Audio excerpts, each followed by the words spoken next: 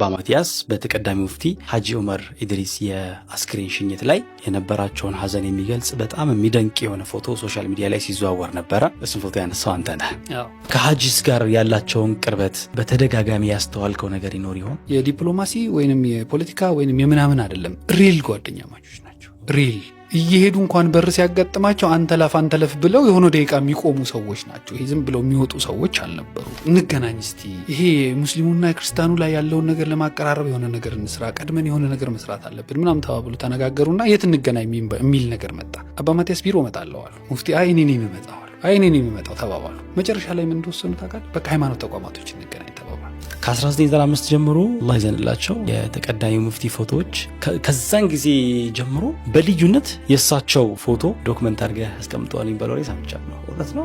ሙፍቲ ሀዘን በጣም ጎርቶናል አይደል? በጣም አዝነናል። የእሳቸውን ሀዘን አባ በደንብ ገለጹልን። በቃ ሌላ ፎቶ አያስፈልግህም። ልክ ሲገቡ ሳያቸው በእርግጠኝነት የሆነ ፎቶ እንደማገኝ እርግጠኛ ነበርኩ። ማን እንደምታነሳ ግን ታውቃለህ? ቀረጻውን በቃ አህመድ ሊቀርጽ እሺ ብለዋል ሲሏቸው አህመድ እሺ ያለ ነው ያሉት። ከዛ ካሴት ጠፋ ይቋረጥ ምናምን ሲባል ጠሩኝና አህመድ አሉኝ። አቤት ካሴት እንደዚህ ሆነ ተወደደ ምናምን አይደል አለ። አዎ ጠፋ አይደል? አዎ በጣም አላስረዘምኩትም በጣም አላሳጠርኩትም እኮ ላሳጥረው እንዴ አሉኝ። አስበዋል